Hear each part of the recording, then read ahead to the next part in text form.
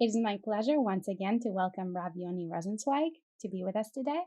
Rav Rosensweig is a community rabbi in Beit Shemesh, a Ram at Midrashet Lindenbaum, an author of several books, and we are very happy to have him here with us today.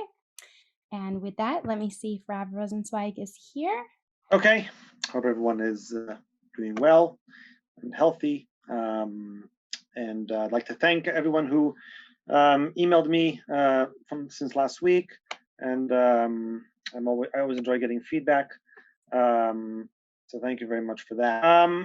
I also felt, I had spoken about how my course should go, like a few weeks back with some people at Risha, and I think after last week's changed my mind a little bit. We're not going to read sources. I'm going to talk about sources. The sources have been sent to you. There were a lot this week.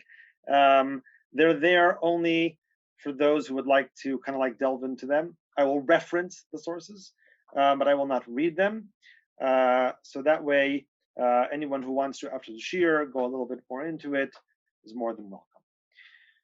Okay, without further ado, let's go on to our topic today, which is about eating disorders. Someone suffering from anorexia, exempt from any obligation on their way to recovery. I believe that's the title that I gave to the class. And through the discussion of eating disorders, we will look at a very important halachic principle. And actually, we're going to start with that principle. But in order to kind of like, once again, put it into context, as I did last week, just to explain, one of the things that we have to deal with in any field of halacha, but a lot of times here as well, is statistics, meaning the idea of how many people out of a certain group end up a certain way. How much of a chance is there that there'll be such and such functional consequences? What are we, when we worry about things, how worried should we be about those things? All right, that's a question that you can ask in many fields, but I feel that it is extremely glaring in this issue specifically of mental health, because we need biologicals many times for mental issues. Meaning, when you look at, but you can see depression, for example, right? It's not easy for us to be able to understand whether someone is or isn't ill, or how ill is that person, how unwell are they, how bad is the disorder, right? We don't even know, how are we supposed to quantify it? When people talk about chas v'shalom, God forbid, let's say cancer, they can say whether the cancer is aggressive or not. Has it metastasized? How much of it has spread? Where has it spread to? And you can look and you can see these things, with different ways of imaging and this and that. And of course, I'm not trying to say that cancer is not terrible. Of course, it's terrible. But with regards to mental health, it's like a secret. It's like mysterious. We don't know for sure, And whenever like a case moves from one therapist to the other, all they can rely on are the notes of the previous therapist. But that doesn't necessarily always tell them exactly what they want or need to know, and they'll want to have their own impression, right? They'll say, "Oh, let me look at this guy. Let me talk to him a little bit. I want to see if I understand, what's happening, where that person is coming from, et cetera, that sort of thing." So, my point is that that it's more complicated, I would say, when it comes to mental illness, to decide in like a very, very clear way, oh, if we don't let this person do X, the result will be Y. Absolutely, 100%. Yeah. Doctors will be more willing to say that with physical health. If we don't care for this person now, there'll be a deterioration, and so will happen. While with mental health, it's a statistical probability. It's an issue of statistical probability. I'm not saying there aren't statistical probabilities also in physical health. Once again, to be clear, I'm not claiming there aren't. I'm claiming that many of our Halakhic rulings depend many times in mental health about the consequences of the specific disorder.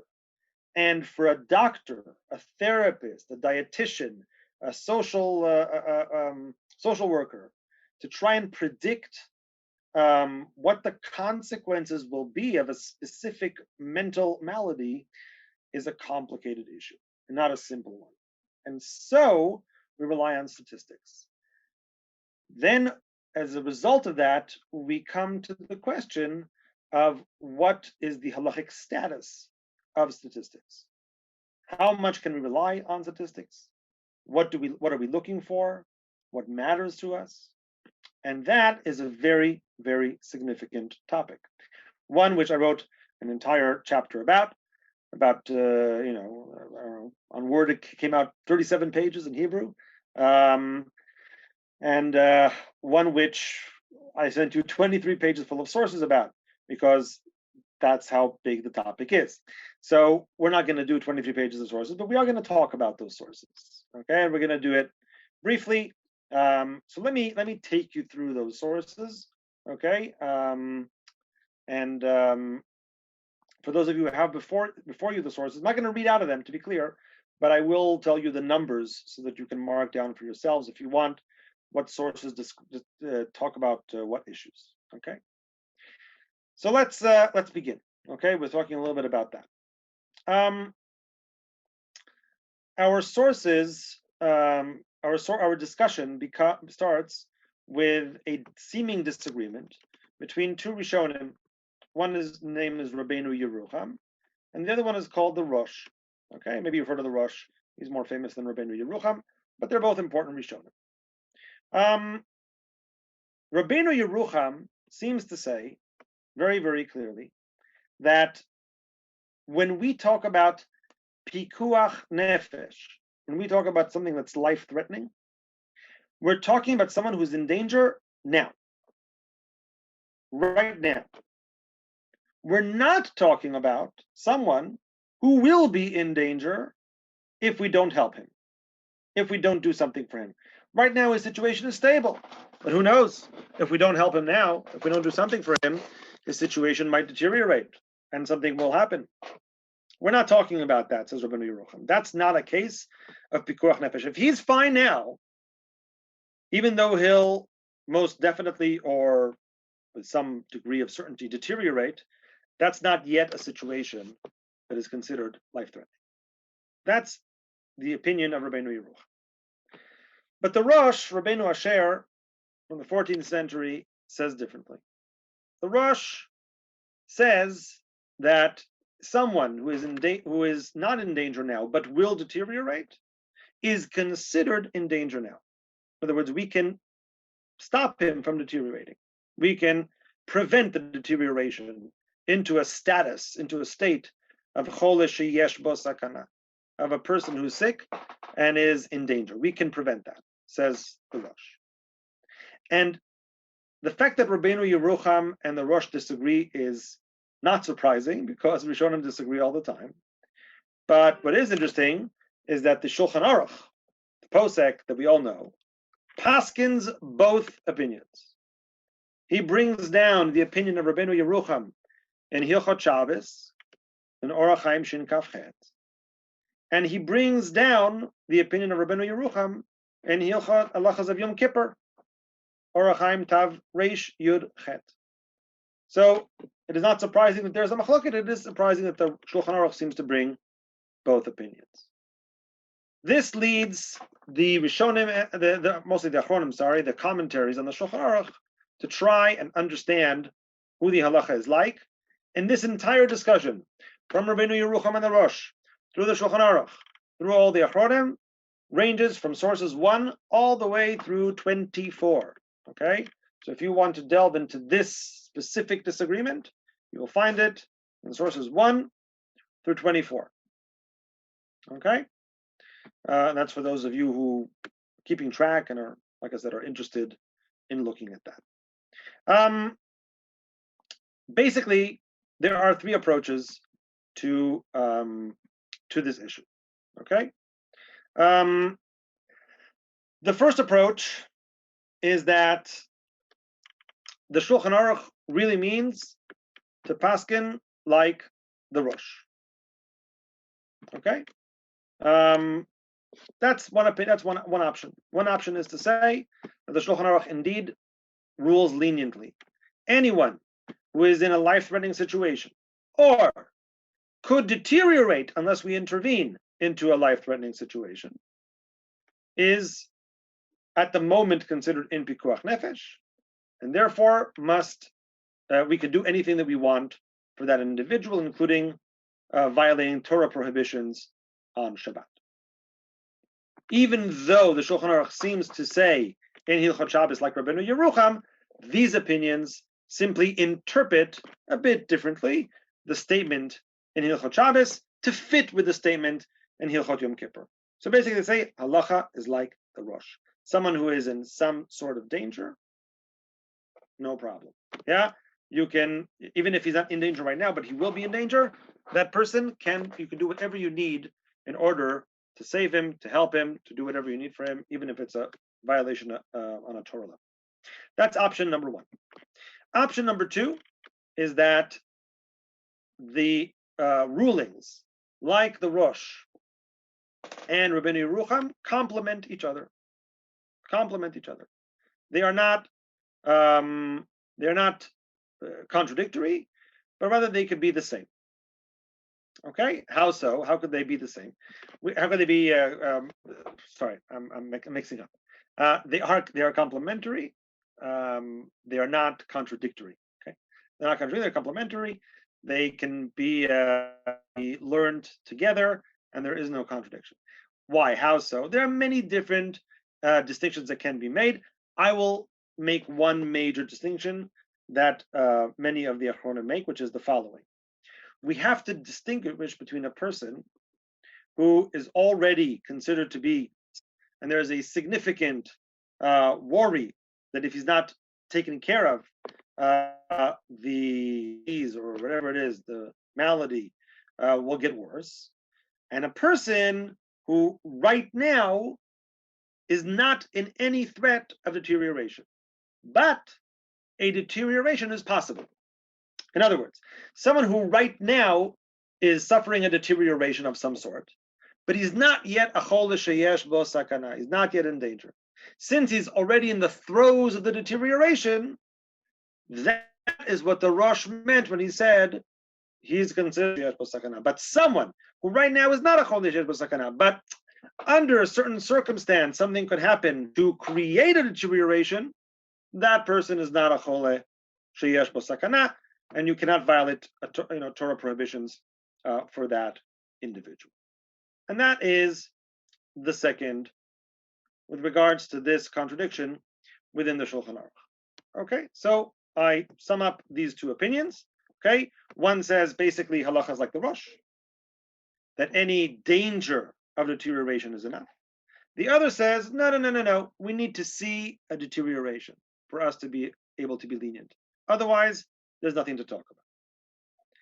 There is a third option, and it is very interesting option, and you may have heard of it. It's usually quoted in the name of Rabbi Yisrael Salanter regarding the cholera outbreak in the 19th century. That in Vilna, when there was the cholera, the doctors said that it was important to eat, drink, not to fast an entire day, and that would keep the disease at bay. Famously, Rabbi Yisrael Salanter stood up in his shul and told people that this Yom Kippur they're not fasting. And he, according to some, he even took like a cup of wine and he drank it. He made made a bracha on it and he drank it, or he took even some mizonos and he made all kinds of stories about what exactly he did. But here's the thing: he wasn't even talking about someone who was sick. He was talking to healthy people. He was talking to perfectly healthy people. And he said these individuals, even though they're healthy now, they may be susceptible to becoming sick. So we don't take any chances. We're going to make sure that everyone is healthy. And so we're going to take a preemptive strike, so to speak, in order to keep the disease at bay. So that was the position of Rabbi Yisrael Salanter over there. That's definitely going one step further. Okay, so now we have three opinions. And we're going to work with these three opinions. So let me restate the three opinions just so that I can, I'll restate them in order of, let's say, from a more lenient to a more stringent, okay? Just so that we're clear. The most lenient opinion that I just presented, in the name of Rabbi Yisrael Salanter, for example, was that when there is a clear and present danger, even if you're totally healthy, that's called pikuach nefesh, and you can violate even the fast of Yom Kippur in that situation. Okay, and that's Rabbi Yisrael Salanter, with once again with a clear and present danger, in that situation. Okay, so that's option one. Option two, even you don't not someone healthy, of course, is not in a case of pikuach nefesh, but someone who's sick and is in danger of deterioration if we don't do certain things for him is already considered a chole sheyesh bo sakana, someone who's in danger, and we should be wary and worried about such an individual and do what it takes to make sure he doesn't deteriorate in that direction. Option three, no, we have to wait for that person to become a chole sheyesh bo sakana, or at least to have proof that he's deteriorating significantly in that direction. If we see proof that he's significantly deteriorating in that direction, then we can say that. Otherwise, there is no way to say that. There is no way to say that. Okay? Those are the three options. I hope that they're clear. And we're going to go over them now, but we're going to move on to part two. Okay, so that was about the Shulchan Aruch, how he paskins, three basic positions in the Achronim regarding evaluating someone who is a chole sheyesh bo sakana, the evaluation of someone as a chole sheyesh bo sakana. How do we do so? And you see three different positions over here. The next point that ties into this is already going into the question of statistics. Okay, and this goes from this next discussion, which we'll talk about, goes from source 25 till about source 30 is this next discussion. Okay, and it has to do with a rule which is called ein holchin b'pikuach nefesh achar harov. I will type it into the chat in case you're interested in what I just said. Right, which I'm also going to translate into English. Okay, we don't follow the majority in life-threatening cases. En holchin b'pikuach nefesh achar harov, meaning in the cases of pikuach nefesh, we take into account the minority as well. Usually we follow a majority, the majority rules, etc., etc. But the classic case that the Gemara is dealing with when it talks about this is a case of an avalanche. Okay, some rocks fell and they buried certain individuals. The case in the Gemara is one where there are 9 non-Jews and 1 Jew. I know that is not a comfortable topic for today. I'm not going to talk about it. You know, why or if Jewish lives are more important than non-Jewish lives. Let's put that aside.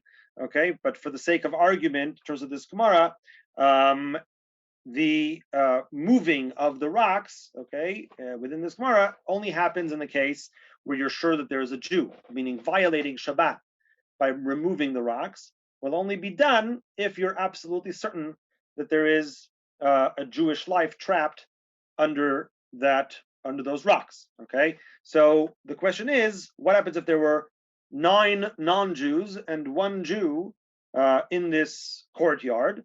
Rocks fell over. One of the people in the courtyard is trapped. We don't know who. The majority, right, of the people living there are non-Jews. You know, so then the question is, do we remove the rocks for the doubt that it might be a Jew that is under there? Okay. Do we do so or do we not do so? That is the discussion of the Gemara. That's the case that the Gemara is discussing. Once again, I'm not going into the question of Jews versus non-Jews. Obviously, it's a thorny issue. And clearly, once again, I'm not going to even talk about it today. Obviously, you would save a non-Jewish life as much as you would save a Jewish life, and I'm not going into that. But the point is that there, the Gemara does discuss it.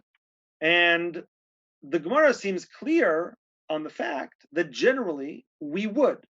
Ein holchin b'pikuach nefesh achar harov. It doesn't matter what kind of a doubt you have, even if it's 1 versus 9, if there's only a 10% chance that there's a Jew under there, It doesn't matter. Ein holchin b'pikuach nefesh achar harov. You don't follow the majority when it comes to issues of life-threatening cases of pikuach nefesh. So yes, you would remove the rocks on the off chance that there is a Jew trapped under there. Okay. Once again, there is a discussion over here that is had regarding this rule. Ein holchin b'pikuach nefesh achar harov. Why? Because to say that you don't follow the majority in cases of pikuach nefesh is a complicated thing. How much do you stretch that? Okay, 1 out of 10 Jew. 1 out of 10 is a Jew. What about 1 out of 100? What about 1 out of 1,000? What about 1 out of 1,000,000? Do you draw the line anywhere? When you say we don't follow the majority in cases of pikuach nefesh, I mean, I could flip that on you, right? What if you want to go do a surgery, okay? And the doctor says 99% the surgery is going to go fine. There's a 1% risk. Many people would take the surgery. Whoa. Ein holchin b'pikuach nefesh achar harov. Maybe you're not allowed to do the surgery. It's pikuach nefesh, maybe, of just a 1% chance. Oh, 1 second. 1%. You don't follow the majority in cases of life. You might put yourself under the knife. Could be dangerous. You walk outside, you could be, run over by a car, chas v'shalom. What are the chances? You don't follow the majority. You understand what I'm saying? In other words, saying that you don't follow the majority in case of pikuach nefesh is all very nice. But we all understand that there's got to be, on the face of it, right? You would say there's got to be some sort of a limit, where you would draw the line on this issue. So here too, there's a very, very interesting disagreement amongst the Achronim. And this, if you're looking at, just for those who are still kind of like interested to look at the sources sometime, I'll just tell you that this discussion goes from source 31. Yeah, I charted this more or less from source 31. Almost to the end, basically, almost to source 62, more or less. There's a lot to discuss here, but we'll get to the last sources later on. And here too, there are 3 options, and these 3 options correspond to the 3 options that were mentioned previously. And let me explain what I mean by that, okay? Option 1 that I mentioned previously, according to the order that I mentioned, from most lenient to most stringent, okay? Option 1 was that even healthy people, right? We don't take any chances. And indeed, we do find in the Achronim some who hold this way, also regarding the rule, Ein holchina b'pikuach nefesh achar harov, that they're very, very wary, very, very worried, even le miuta de miuta, even for very, very small percentages. They're very, very worried. Now, they do make some sort of stipulation, because as I said, if we say that we couldn't walk outside because maybe a car would run us over, right? So obviously they have to make some sort of stipulation. The stipulation that they make is that the situation is one that is unusual. In other words, not routine living, but one that is not part of routine living. So like in the case of the cholera epidemic, yeah, or things of that sort, meaning something that comes that is outside the natural order, let's call it, that is outside the regular routine that we have. In those situations, if you encounter such a scenario, you can be worried even about the smallest speck of pikuach nefesh. So that is one option, right? And that, like I said, corresponds. So they take ein holchin b'pikuach nefesh, that rule, as literally as possible. Like mamish, you don't follow any majority. Okay, with regards to that, assuming that the case is outside the normal routine. Option 2 talks about a certain feeling, okay, that people have. All right, and it's interesting, this middle opinion, which I'm going to focus on a little bit later. This middle opinion tries to capture what people feel is a dangerous situation. Okay, so what I'm reminding you what it corresponds to, right? It corresponds to a situation where someone is feeling, where what did we say before? Option 2 was someone who is not yet cholesh sheyesh bo sakana, but he's in a state where if it deteriorates, it becomes a sakana. So then can we do things for him to make sure it doesn't deteriorate, right? So this person is like right before, he's like on the brink. He hasn't started deteriorating yet, but he's possibly on the brink. That's the situation. The equivalent of that, in terms of the rule, ein holchin befikuach nefesh achar harov, the equivalent of that would be that a person is worried that if he doesn't do something right now, he might be in danger. Let me give an example of that, the way that Reb Shlomo Zalman Auerbach gives it. It's a very nice example. So let me offer it to you by way of explanation. Says Reb Shlomo Zalman Auerbach, what happens if there's a vaccine? Okay, I know that this is kind of like apropos, but let's say there's a vaccine out there, all right, an inoculation that a person can get. And they tell him they're going to give this vaccine out on Shabbos and on Sunday and on Monday. Should a person go and get it on Shabbos? So Shlomo Zalman Auerbach says, depends. I mean, if I tell that person that they're giving it also on Sunday, is he going to rush to get on Shabbos? Meaning, does he feel like, oh, I got to get it right now, I got to get it right now? He won't rush necessarily to get it on Shabbos. Many times, people will say, Tov, I won't get it on Shabbos. I'll get it on Sunday. Yeah? I mean, I know that for Corona, everyone's worried. But, so that's why it's a little bit, maybe a bit different, right? But let's say it was a different vaccine, okay? One that you get every year, let's say for the flu or something else. I think many people would say that, okay, I don't have to get it on Shabbat. I can get it on Sunday or I can get it on Monday. If it wasn't for how deadly the Corona has been and how much it's upturned our lives, then I think that you would agree that many people would say, "Tough, I don't have to go on Shabbos necessarily to get it." But let's say that I said something else to you. Let's say I said to you, "Hey, you can get it on Shabbos, or you can get it a year from now. Shabbos is the only time." Then people would be very worried. They'd be like, "Oh, I have to get it. I have to get it." So, in other words, what's Rav Shlomo Zalman Auerbach saying? Saying it's same case, but the availability is different. In a case where the availability is every day, it may very well be that a person won't feel like he has to get it on Shabbos, in which case it would be also prohibited to get it on Shabbos, be prohibited to violate Shabbat for that purpose. It's not pikuach nefesh, and the proof that it's not pikuach nefesh is that you're willing to postpone it. Many people, if they could get it every day, they would postpone. They would say, "Oh, today I have to go to work. Tomorrow I have to have something with the kid. I'll get it Thursday. It's all good." Yeah, many people would do that. That shows how they feel, right, about this vaccine. But if the statement would be, look, you can get it on Shabbos or you can get it in a year from now, everybody would run to get it on Shabbos. What does that prove?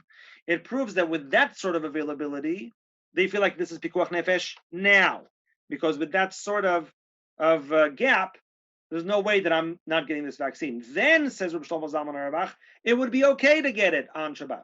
Yes, it would be fine. It would be considered pikuach nefesh to go and get it on Shabbat. Absolutely, it would be. So then a person could go.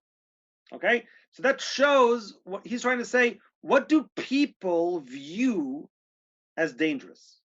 That's the question over here. Okay, what do people view? I see someone asked what makes receiving a vaccine chilul Shabbat. I know I said I wouldn't answer questions during, but I'll just say quickly because it's the puncturing of the vein is a problem, is a part of chilul Shabbos. So therefore, it could be and drawing blood. Also, sometimes I mean, you're not drawing blood with a vaccine, but I'm just saying puncturing of the vein, the muscle going under the epidermis. All these things could be chilul Shabbos. Anyway, but that's not the point for now. The point is that also traveling for it or whatever. The point is that just goes to show you that this middle opinion, right, not the one that says that any doubt, but what kind of doubt? The kind of situation where people are generally worried. Yes, people are generally worried that this could be a question of pikuach nefesh. If they're generally worried that this is a case of pikuach nefesh, that's the kind of thing that we would be b'chal Shabbos for. We would say, ein holchin b'pikuach nefesh acharov. That's the kind of minority chance that we take into account. Meaning, yes, it's a minority chance, but it's a chance. It's a worry that everybody seems to have. So even though it's a small percentage, but it's a significant percentage. The last opinion, and with this we're going to end our halachic discussion, and we'll go on to the professional side of things. The last opinion is that of the Tzitz Eliezer, Rabbi Eliezer Yudah Waldenberg, and others, who state that it has to be what's called chole lefanenu. I'm sure that many people know this term, maybe not in the Hebrew, but I'm sure you've heard of this. It's quite a famous responsa by the Nodabi Yehuda, Rabbi Chezkel Landa. He was asked, I think it was the first responsa ever written about an autopsy. Someone asked him about doing an autopsy, and he basically said that you would not be able to do so. The doctors wanted to do an autopsy in violation of the body, which was asur according to Halakhah, but they wanted to do so in order to figure out what killed this individual, so that they could, in future cases, heal the other individuals who were suffering the same thing. The Nodabi Yehuda prohibited the action because he said, we don't have a cholelef, and we don't. You say there are other sick people maybe who have this issue. You don't know that. You don't see any in front of you. There are no cholim right here. There are no sick individuals right here with the same thing. If there was someone right here who had it, then you could do the autopsy. But there's no one right now who has it. Therefore, you cannot do the autopsy. Of course, today with the global village and the kind of connections we have from hospital to hospital across the world, there's always another chole, and autopsies would always be allowed according to this very same logic, because that usually if one person has it, doing an autopsy to figure out how to cure that individual would definitely help someone on the other side of the world. So once again, you could do an autopsy today, but the idea is clear that you would need to have a chole. You would have to have a proper need right away. So that fits with the third opinion that we saw before, right? Third opinion that said that we need someone to be a chodesh b'sakana right now. So we can't just say, oh, there's a certain percentage. I want to see the mi'ut, where we say en olchin b'fikuach nefesh achar harov. You don't follow the majority of the guards to pikuach nefesh. Where's this minority? Is it in front of me? Do I see this minority? Do I see this individual or these people that need the help right now?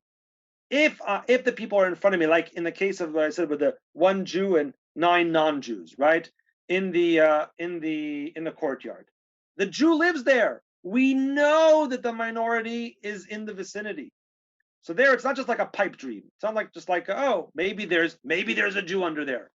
I mean, what if we walk around and we see, like a pile of rocks, should we always wonder maybe there's a Jew under there? Obviously not. Only when there's a reason to think that there is something. So this third opinion says we need a reason to think that there's something in order for us to be able to violate Shabbat.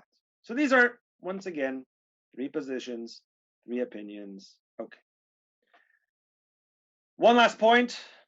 If you're still following me, I hope you are. And we will be transitioning to the professional side of things. And then I will talk about our case, and then I'll answer some questions, okay, that are in the chat or that were sent to EV, if they were. What can we translate? Okay, first of all, what is the halacha between all these 3? So obviously, it's not exactly for me to say, meaning there are 3 options here. One is very lenient, one is very stringent, and one is in the middle. But usually when I see 3 opinions like that, and I didn't go into the names, okay, who said what, but there are significant names in the middle position and on the leaning position. There are also significant names in the stringent position, but I usually like to take middle positions as a kind of like an average, okay? So I would say the middle positions in this case should be taken as halacha. Can we convert that into something more than just a feeling? Because the middle position said that whatever feels dangerous. So the answer is that some individuals did try to give a psak about that, okay? The percentages range, if you want numbers, from 0.7% to 10%. In other words, that if there is a 10% chance of pikuach nefesh according to the more stringent rulings, more stringent evaluations, that's the one, Halachic evaluation, or even less, a 0.7% chance, according to some, that would be enough to violate Shabbat. Someone who is who has either a zero, there are four numbers given, okay? 0.7%, 2%, 5%, 10%, but the range is between 0.7 to 10% in the poskim, okay? So once again, if someone is in a certain situation and there's a statistical chance of somewhere between 0.7% and 10% that they will be in a life-threatening situation, that's enough for us to consider that statistical probability problematic. And we can act according to that statistical probability. So I'm going to take the most stringent opinion that we saw here, 10%. Okay? Meaning, if it's less than 10%, I can't be sure that I should take this statistic into account. But if it's at least 10%, I should definitely take this statistic into account. Okay? What do we do with this statistic? So let's take the case of anorexia. I was asked about anorexia nervosa. One of the first questions I got asked. Whether someone with anorexia nervosa needs to fast on Yom Kippur. It's a famous question. I'm sure you've heard it before. It's not unusual for people to ask this specific issue about this specific issue.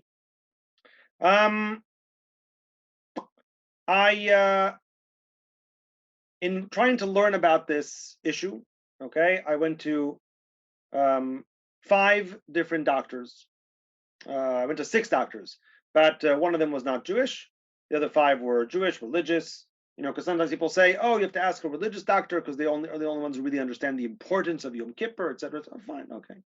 I went to 5 Jewish religious doctors as well as one non-religious, and I asked them about this issue, and they all said to me, in no uncertain terms, that someone with anorexia should not fast on Yom Kippur.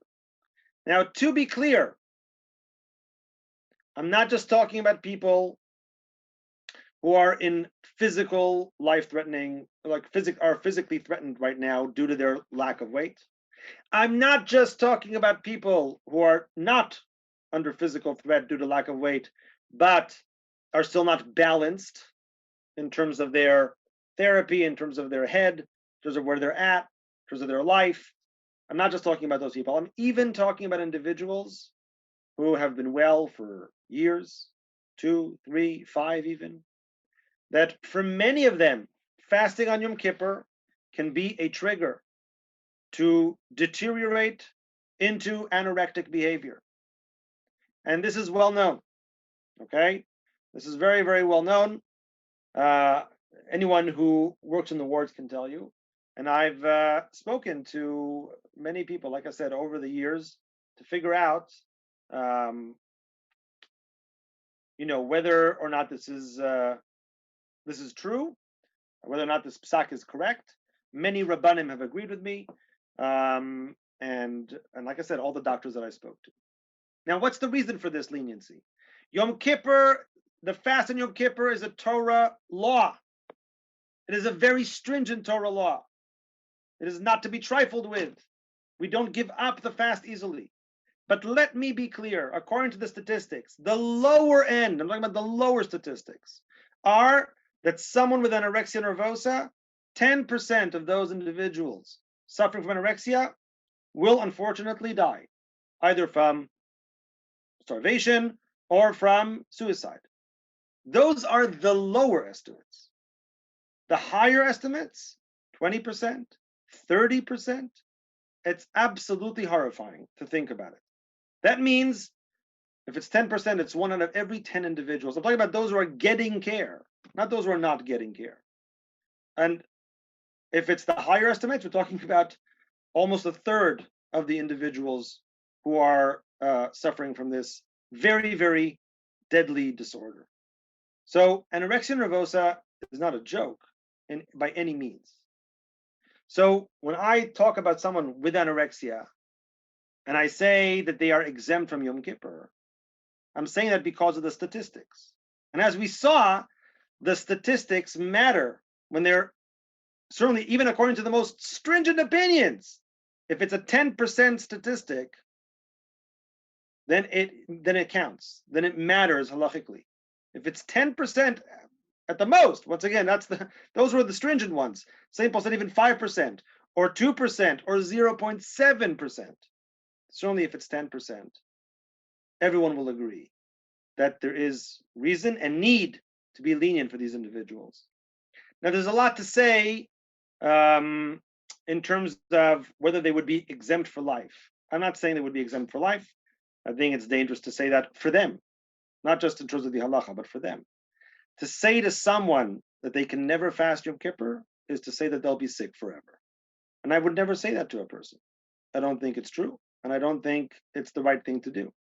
So I would caution against saying that, because some people have pressed me, over the years to say, oh, just come out and say that anyone with anorexia, you don't want to take any chances. That's true. I don't want to take any chances with people with anorexia. But you know what I also don't want to do? I also don't want to make them feel like they'll be sick for life. I also don't want to make them feel like they'll never get over this thing. Like it's with them forever. And it's so hard not to fast Yom Kippur. I'm sure people here know what I'm talking about. It's one of my hardest jobs as a rabbi is to convince people not to fast on Yom Kippur. Usually people are happy to get out of fasts, but not Yom Kippur. Yom Kippur people are begging to fast. You tell them they don't have to fast, they feel really bad. Well, I'm not going to fast. I fasted all my life. I'm not going to fast on Yom Kippur. I can't do that. It's not possible, right? So, therefore, to tell someone they're never going to fast on Yom Kippur is like to push them outside of the Jewish community, and you don't want to make them feel that way. And it's important to realize that. So I think under some conditions they can fast, but I think those conditions need to be worked out with a therapist and with a clear understanding of where the person is, and to understand, like where they're at, so that we're not triggering them to go back into anorectic behavior, which can be very, very dangerous. So never to say you'll never be able to fast, but yes to say to a person, look, as I always tell people, the default position should be no fasting. Usually our default position is you fast. You don't want to fast, you need a heter, you need a leniency from a rabbi. Go ask your rabbi. With anorexic behavior, I always say the opposite. You want to fast? Get a heter, get a leniency from a rabbi to fast. The rule is you don't fast. If you want to fast, if you insist on fasting, go and get a rabbi to sign off on that, and the rabbi should speak to the therapist and should figure out what's going on, et cetera, to make sure that it's all on the up and up and it's all fine. And that should be, otherwise, no. Otherwise, no. Your default position should be, I'm not fasting. Like I said, with a disorder that is so bad that mamish, the lower estimates, it takes 1 out of 10. Unbelievable, horrible and unbelievable.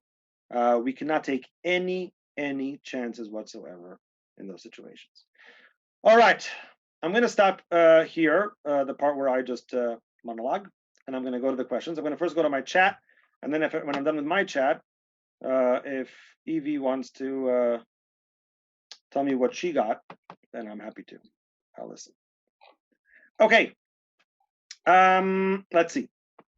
Solomon says, how do you decide between sources? That's complicated to answer. It's a good question. Every posek does it a little bit differently, and it's one case is not the same as another. So I explained in brief how I did it in this case. Like I said, it has to do with the names as well of the people who said the things that I mentioned, but I can't go into that right now because of the time. But yes, it also has to do with the fact that I think that when there are two very, very opposing views, that a lot of times it's a good idea to take the average position. Not always. I'm not saying that's a rule, but in this case, that's how I felt. It's like a whole shir you could give just on psak on how to paskin. So we're not going to do that right now.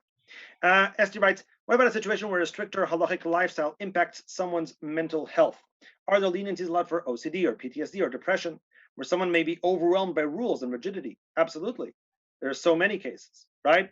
So I wanted to flesh out the principle of statistics in halacha, and to see how that impacts a case of anorexia, and to see how we can dispense like a general ruling in the name of statistics. That was my point for this year. But of course, there are so many other cases. I got an email from a woman just the other day. It was, I think, on Friday. I think it was. Oh, it was Thursday. It was Thursday. I got an email, very, very long. I copied the email. I put it into my into a Word document. It came out 19 pages long. It had taken her a week to write the entire email. It was all about OCD and going to mikveh, and I felt so bad for her, because she was obviously suffering very, very much.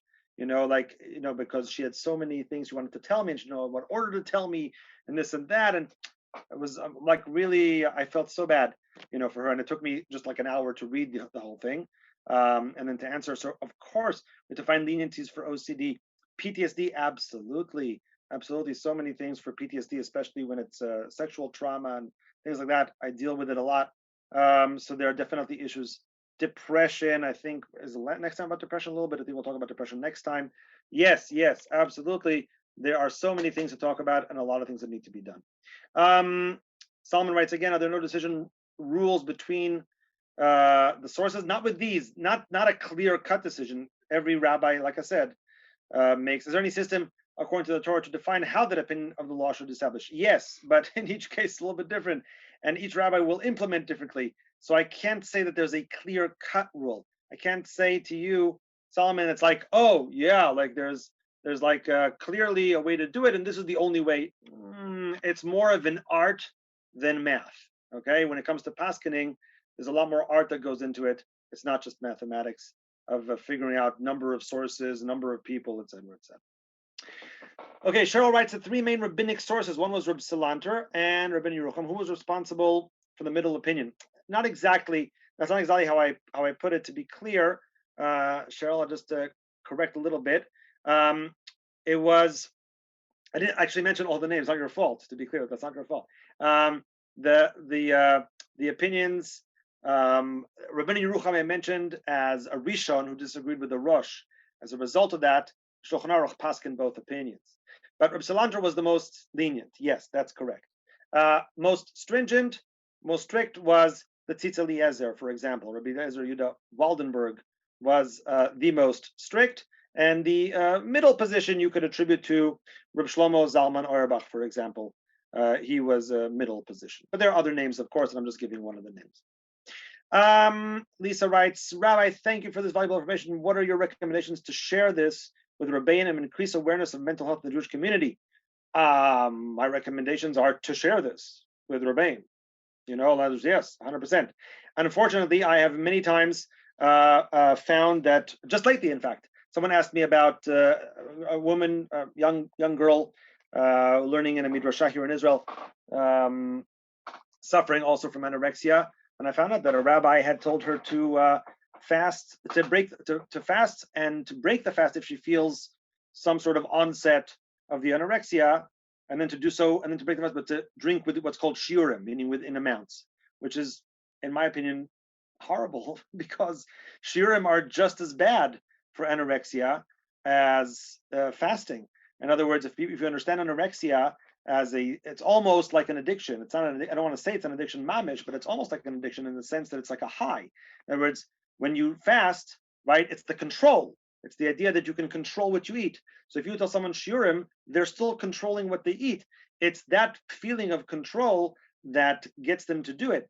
And therefore, it's a real, like I said, it's a real problem to tell someone do shiurim in that situation. So we definitely need to get the word out there. I think many individuals who definitely just don't know. They don't know what they're saying. They don't mean badly. They mean well. They, of course, other rabbis mean badly, but it's a problem that people just don't know the stats, the statistics, and the fact that their answers are going to be maybe even hurtful to some people when they do those things, when they say those things. Okay. someone wrote to me privately, are you talking about all the Surim of Yom Kippur or just fasting? I was speaking specifically about fasting because, right, if you ask, if you ask someone with anorexia, do you think you can fast? Which we many times ask people who come to us with shilas. We say, how do you feel? Do you feel okay? You think you can fast? If you ask someone with anorexia, they'll say, of course I can fast. They want to fast. Yeah. I mean, that's what they want to do. That's the whole thing. Yeah. So if you say to someone, you can't trust them in a sense. I mean, depends on the situation. But like, it's not just as easy as just asking them, like, oh, can you fast? Like, they want to fast. That's what they want to do. That's the whole thing. So I was talking specifically about fasting. Yes, they can't just break Yom Kippur willy-nilly without any other sort of reason to do so. And the last question that I have in my chat: do you think most Rabbanim are responsible and honest enough in answering mental or physical health shilas at this stage, or not? Eliana has to be. The answer is, I feel bad to say no, but that I think really is the answer. Not because I don't trust Rabbanim. Like I said, Rabbanim are good people. They're good people. They care. They want to help, and I think that they think that they know enough. But my experience has shown me that that's not true. That Rabbanim, unfortunately, many times put their foot in their mouth, and they make a mistake with the way that they paskin, and they don't mean badly, like I said, but they could trigger certain situations, to recur, and certain kind of disorders to get worse, and it's a mess. It's a little bit of a mess. We need better training. That's one of my goals, is to create an institute for halacha and mental health, and to train rabbis in the area of mental health. I plan to do that after this book that I've written. I'm already working in that direction. Maybe I see Meshulam wrote me a question here. Maybe Meshulam can help me make the institute. Who knows? It's definitely a work in progress. But absolutely, we definitely need to train people, because no, I don't think people really do have enough knowledge yet, that they can really paskin on these issues with any sort of authority. It's not their fault. Like I said, I'm not saying anything bad. I'm not criticizing rabbis. They mean well. They try to help their congregants. I think they need more knowledge. That's all. 1 second, Evie. Sorry, I got 3 more questions here. Do you feel that? I'm sorry. Do you feel that Rabbeim today try to be everything? That they themselves are not specialists in areas of mental health, yet still paskin. This can be so dangerous. I agree, Susan. It's not their fault, like I said. But they could get some basic training. Like I said, I hope to make a seminar like that. They could get some basic training, God willing. And Meshulam says, how does the phrase chole yodea et atzmo fit into mental health? Lev yodea marat nafsho. I think that's what you meant. Lev yodea marat nafsho. A person knows, when he's absolutely. I think that has a significant, impact for sure. And if a person knows that they're going to deteriorate, I think that makes a world of difference. And I would trust that person. If the person says, I can feel it, it's going to be bad for me, I would say trust that individual. Absolutely. We've too long, I feel, we haven't trusted people, about their mental health. In fact, we've demeaned them.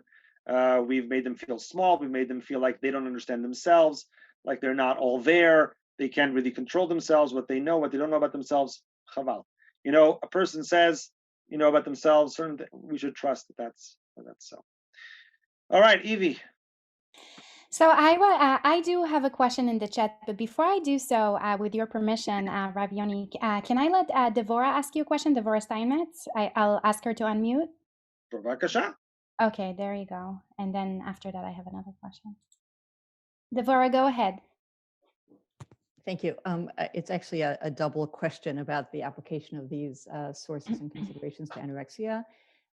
One had to do with the statistical model, right? When you talk about 10%, you're talking about 10% of a population. So if we don't need 10% of the population will die of cholera. But when you're looking at an individual, those statistics are actually not so relevant, right? The question is, where is this individual in terms of, I'll use the female gender here, in terms of, her particular status, in terms of the particular danger to her, in terms of where she is, on the spectrum of illness and on the road to recovery. So I'm sort of a little puzzled about the notion that you can sort of take a statistical analysis of population and apply it to something so individual. That's part A. And part B, and this sort of dovetails with what you just responded to, Meshulam, in your presentation, I felt that kind of the agency and personhood of the person suffering from anorexia was kind of elided. It was kind of the rabbi, the therapist. And it feels to me that when we're talking about mental health issues, that the agency and personhood of that person, not do you want to fast or do you think you can fast? That's the wrong question, right? But for one young, again, woman, it could be a man, but for one person, it could be that, saying, look, it's us or for you to fast will help this person understand how serious this condition is.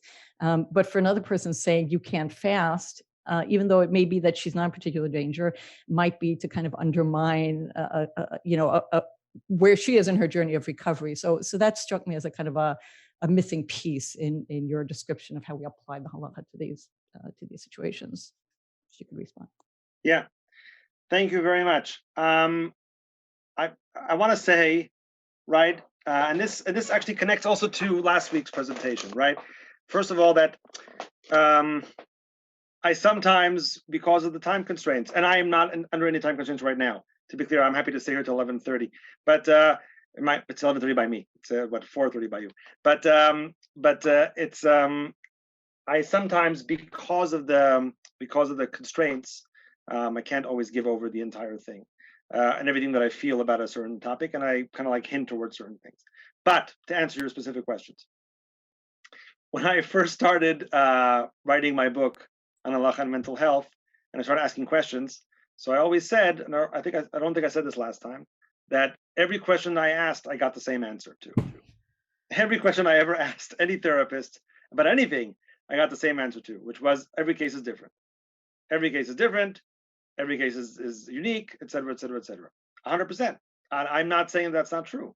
Every case is different, and every case is unique, and therefore what you're saying here is absolutely true.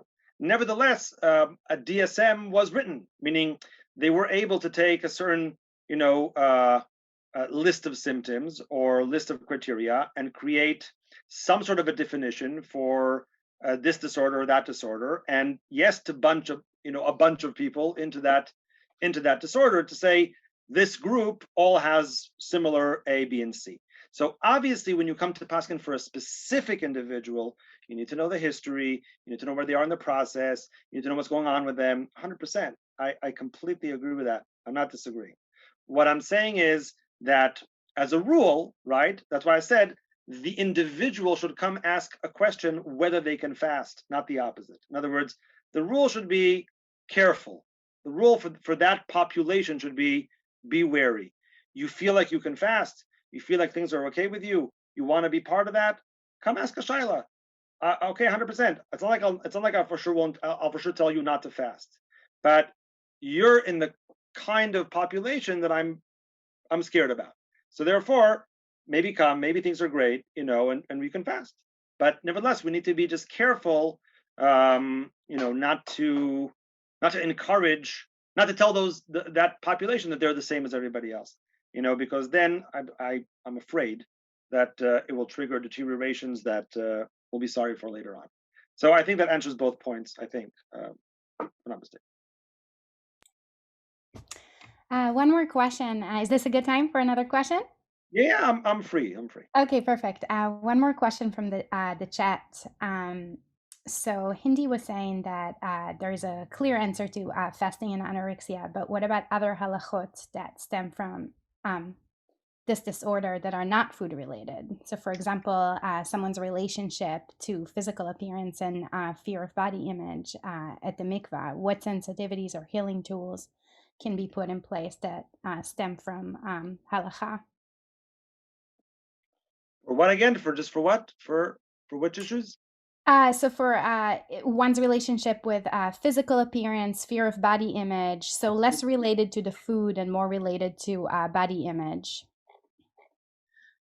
I mean, in terms of this is, I'm not sure exactly, in terms of what areas we're talking about with regards to body. I mean, body image, right? Could be several things. Is all I'm saying. So I don't want to, and I certainly don't want to, go into obviously the therapy issue because I'm not a therapist and I don't have a degree, so I'm not talking about that area. But in terms of halacha, I am aware that surrounding the issue of mikvah and all that area, right, of checking and things like that, there are individuals who basically suffer from seeing their body, and checking their body and analyzing and examining their body every single month before they have to go and travel in the mikveh. Once again, I didn't know about this at all, of course, until women started asking me questions or telling me about their experiences. That for a woman, for example, right, who suffers from anorexia, who has to go and stand before, also for herself to stand before a mirror and to see, as she put it, I'm using her words now, the woman who described this to me, to see kind of like the scars of her anorexia imprinted on her body, when she's like checking her body, or to expose that to the mikvah lady when she goes in, right? That those are difficult experiences, like for some people, so that's an example, of those things. Obviously, people, like I said, we need a lot of sensitivity. We need a lot of we need to make sure that we understand who the people in front of us are, in all these situations. And the more sensitive we can be, the more knowledgeable we can be, the better. We can talk about a lot of different cases, but I think that's the rule. I hope that helps. Anyone who has questions, as far as I'm concerned, can feel free to unmute right now to ask questions. Do we have anyone who wants to verbally ask questions today? I do. Yeah. Oh, okay, perfect. Go ahead, Juliet. Hi, I'm just a little confused. You said you're, the middle road, not the more moderate, but then you said you go by 10% instead of 5%, when I think of 5% as like the middle number. Sorry, I'm just confusing different things, I'm sure, but. No, it's okay. All the percentages were said by people who were talking about the middle road. Okay. So they were all, but even I didn't really say 10%. What I said was that even if we go by 10%, it would fit with anorexia. But actually, I'm not sure we have to be that stringent. We could say even 5% or 2%. I don't think that we actually have to go as stringent as 10% to say that it's pikuach nefesh. Okay. And I think Amy, right? Yeah. Today there are a lot of yoatzot halakha who are trained in Halakhah and women's issues in particular. Are you in conversation with them at all? Sure. First of all, yoatzot halakha, as you know, come from Nishmat, and yep. I just gave 2 talks in Nishmat the last 2 weeks. I was there giving talks, and also some of the yoatzot, I spoke to them as well. But yes, I definitely they have a lot more experience than I do in some of these areas, and they've dealt with issues pertaining to OCD, for example, and PTSD, and mikvah and tahara and all these things much more than I have, without a doubt. And they're at the forefront, of those issues. So yes, absolutely, definitely aware, definitely in touch, definitely important. So thank you. Thank you so much, Rabbi Rosensweig, for this interesting second class in this series. I'm looking forward to next week. And thank you to everyone who joined us today here on Zoom, on Darisha Live, and on Facebook. We continue our spring program tomorrow, Monday at 1 p.m. with the second class in the series, the Halachic process, a brief history. In addition, we have many more classes happening right now. You can find out more information as well as the registration links on our website at www.drisha.org/classes, or you can always watch live at www.drisha.org/live. Thank you again for this opportunity to learn with you today, Rabbi Rosensweig. We love having you. And thanks everyone who attended. And we really hope to see you at one of our upcoming classes here at Drisha. Thank you so much.